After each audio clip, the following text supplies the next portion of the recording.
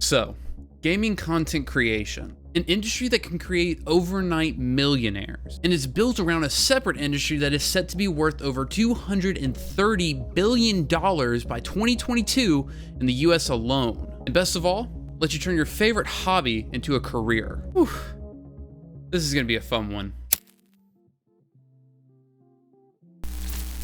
Alright, what's up guys? My name is JacQ, and today I'm going to be covering some of the serious truths behind gaming content creation, and also how much it really differs from other forms of content creation. But before we hop into the actual content of this video, make sure to hit that like button and subscribe. I cover a lot of content on this channel that's focused on helping you guys make content the way that you want to make it. During this video, I'm going to be covering the insane amount of ideas that you can actually base your content on, how diverse those ideas can be, and then also how to grow your brand once you've made that content. And as I said just a minute ago, there are so many different ideas that you can make content about. I mean, just off the top of my head, you've got tutorials, gameplay, Easter eggs, lore, news about your game. And those are the only ones I can just think of off the top of my head. And if worse comes to worse, you can make videos about how other people make their videos, because only dumb, stupid, idiot, loser idiots make videos about that.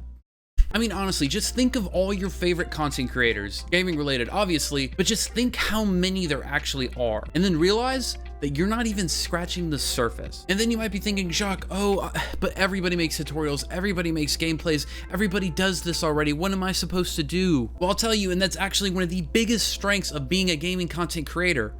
There's always going to be a new game, which leaves the opportunity of there always being a new market to get into. Like, how many new games are really released every year? And for every one of those games, there's a new tutorial channel, there's a new lore channel, there's a new gameplay channel, there's a new everything. That's actually insane. But not only are there continuously new markets to grow in, look at how many of them there are. I mean, just off the top of my head, Fortnite, Call of Duty, Halo, Rust, RuneScape, World of Warcraft, Hello Kitty Island Adventure. It doesn't matter. Every single one of these new markets needs people to make tutorials. It needs people to have those gameplays. It needs people that want to watch the lore. There are so many different ways to make your content. It's insane. And then you say, oh, what do I do? Somebody's already making tutorials on Hello Kitty Island Adventure. What am I supposed to do? These are the videos that I want to make. These are the things that I want to be proud of. Well, you don't have a lot of options. You either one, find a niche in that market that only you can fill, or two, find a new game. And yeah, it sucks to have to try to find a new game, but dude, this doesn't exist for other industries. Like, there's never going to be a vlog reset or a cooking reset. It's just there are cooking channels, there are vlog channels, and that market's covered. And yes, you may be able to find specific niches in those markets to grow in, but it's not nearly as good as the reset that gaming gets with every new game. I mean, honestly, just try to wrap your head around how crazy that is. It's literally like having a time machine and then going back in time and then knowing what's going to happen in the future, because it's the same thing every time. There's going to be a new game coming out. There's going to be people that make those videos that everybody wants to watch, that everybody needs to watch. So what do? How do you actually sit here and take your time machine back and take advantage of this market reset? Well, first, you have to do your research, figure out the type of videos that you want to make, and then figure out what makes them good. Like, for example, Wellen makes a lot of Rust videos with occasional other ones sprinkled in, but what makes his videos really good? Wellen has decent editing, he's funny, but most important of all, he's got a story. So relating this back to what I said a second ago, you have this idea. You want to be like Wellen, but you can't do it in Rust. Wellen already has Rust. So what do?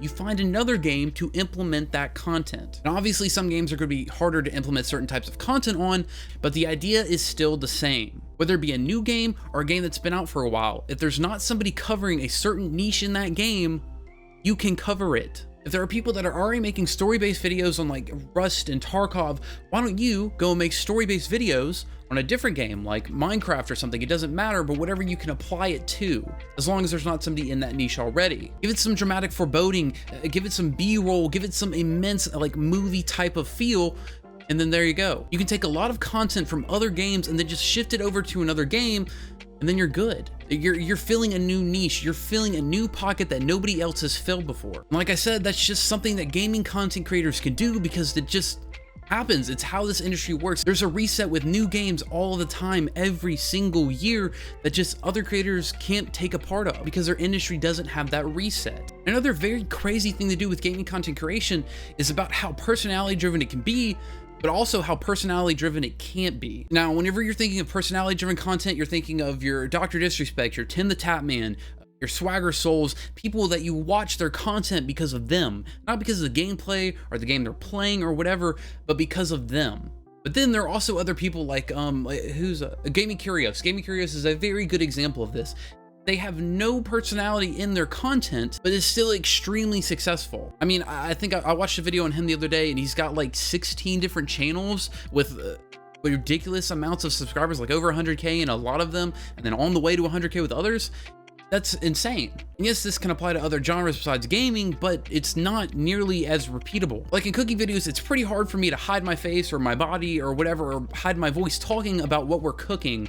But gaming content can literally be just strictly something else. Like Gaming Curious videos where it's like a compilation of clips where you can do like Minecraft with a time-lapse build or something, but it just adds more value into that idea of how diverse your content can be if it's about gaming. It's actually ridiculous. Now, we've talked about how diverse this content can be, but once you've decided on what content you want to make, what game you want to do it in, whatever, how are you going to grow? I actually covered this lightly earlier, but being the first to the niche that you want to cover has an extremely high value. Like imagine if you want a hamburger, right? And you're going into town and there's a McDonald's, but there's not a Sonic, there's not a Burger King, there's not an In-N-Out, there's no other competition. Where are you gonna go? You're gonna have to go to McDonald's. You have to get that burger because there's the only one selling them. That's what being first to that niche allows you to do. It allows you to get into the market when a lot of people want it, but it's super undersaturated because nobody's making videos about it yet. And no, do not wait until the game comes out to make content about that game. Make it before the game comes out, because you can bet people are gonna have the same idea. People want to do the same thing. They want to get right into the niche. They want to carve their own place out in that genre, but you have to get your own too. Now, although it might not fit the niche that you want to cover, covering any type of video about the game that you want to cover is very important. So like, for example, let's say I wanted to make videos about Valorant before it came out. If I'm wanting to make funny moments about Valorant once it's out, I can't do that before the game is out or even before the beta is out. I have to do something to try to carve out my portion before the game comes out and it gets really oversaturated. So what would I do? I would make news about the game, what updates, what new things, what promotional things that they released, and what in those promotional things may have secrets about what's actually going to be in the game, things like that. Literally anything that you can make content about that game before it comes out will do great. So long as it's actually good content and not just you rambling at a phone camera like some people. And why is that like that? Is because there's nobody there to make the content, so anything that's there, people have to get, because there isn't another option. But even in games where people are already making an extreme amount of content, I still think there is value to that oversaturation, to that extreme struggle of not being able to get your content seen. And it may not apply in that actual game that is oversaturated because it's very difficult, like I said, to grow in that, but it's more of a value to your content. I mean, just think about it. If McDonald's didn't have anybody to compete with, McDonald's could make mediocre burgers and everybody would have to eat them because they're the only burgers. But what happens if there are other burger places making better burgers than McDonald's, or trying to make better burgers than McDonald's? It incites competition and innovation. There's a reason that you don't go on YouTube nowadays and see people with bad mics or bad cameras. And I'm not saying budget equipment, I'm saying literally bad to where you can barely tell what's going on in the content. It's because over time, there's been competition, which has forced people to innovate, find new ways to produce that content, find new ways to make people want to watch your content, find new ways to make your content so enjoyable that nobody can click away. Find the way that separates you from everybody else. With all these people in this oversaturated market, you can kind of understand what the normal is, what the standard is for all the videos that everybody else is making. And then you make yours better. And like I said, this may not give you a lot of value in that game because even if you make those videos better, it's still going to be extremely hard to get noticed. But where this does give you value is whenever you're trying to move into that new game or that new niche where there's not a lot of people, you make extremely good content. You had to fight tooth and nail for every single view that you got, and then you moved into a place where there are no more big fish and you're the big fish. I mean, athletes take advantage of the same concept all the time. There are a lot of athletes that will go and train at very high altitudes because at very high altitudes there's a low oxygen concentration in the air. What that'll do is make it extremely hard to breathe. So whenever they're putting their body under all this stress, they're training it. They're getting their body used to not having all this oxygen, but then when they go to a lower elevation, there are extreme amounts of oxygen in the air. And they can breathe and they can move and they can do everything insanely better than they could at that higher altitude. So you need to do this. If you're focused on making content in a genre where it's oversaturated and very difficult to grow, try to make your content as good as it can possibly be.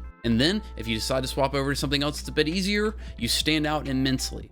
Whew, that was a lot of information. I hope I covered it well. If so, make sure to hit that like button and subscribe. I cover a lot of content on this channel that's focused on helping you guys make content the way that you want to make it. Also, let me know down in the comments below if there's something else or somebody else you want me to cover in a future video.